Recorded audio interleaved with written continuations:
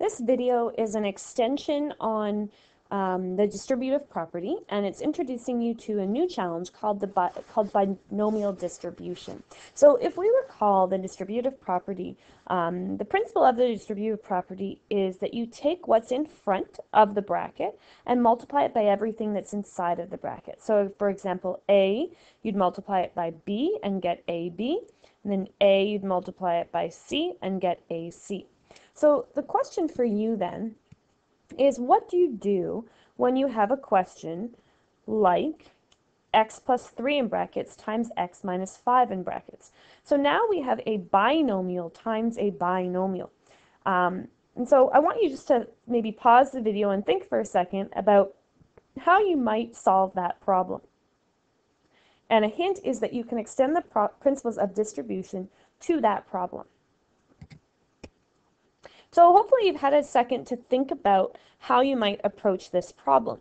And basically, you do it in a very similar way to how you do distribution. In a way, what I want you to do is pretend like this just says x times x minus 5. So to do that, you would do x times x, and you'd get x squared.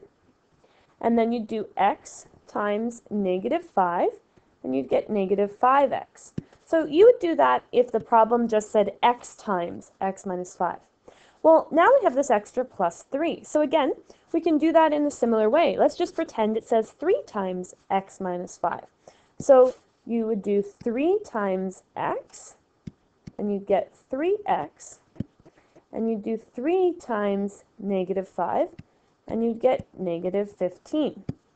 You may have heard of something before called FOIL. And this is a little acronym for remembering how to do binomial distribution. The F stands for first. Take the first term in each and multiply. And so that would be, in this case, your x times your x. That represents your F, or your first. The O stands for outside. So take the outside terms, in this case the x and the negative 5, and multiply them. The I stands for inside. So take the two terms that are on the insides. So in this case, the 3 and the x. Take them and multiply them. And finally, the L stands for last. So take the terms that are the last terms, so the x and the negative 5, and multiply them. So that's essentially what we did over here. Now the only thing that we have to do is we have to collect like terms, because right now these are like terms. So to get our final answer, we have x squared, negative 5x plus 3x is negative 2x, and then we have minus 15. We can't keep going because we don't have any like terms anymore. And that's how you do a binomial times a binomial. So let's do another example of that. So again, in this case, we're going to take our first terms and multiply them. We get 6y squared. Then we're going to take our outside terms and multiply them.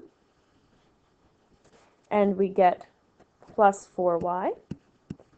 Then we take our inside terms and multiply them, and we'll get negative 18y. And we take our outside terms and multiply them, and we'll get negative 12.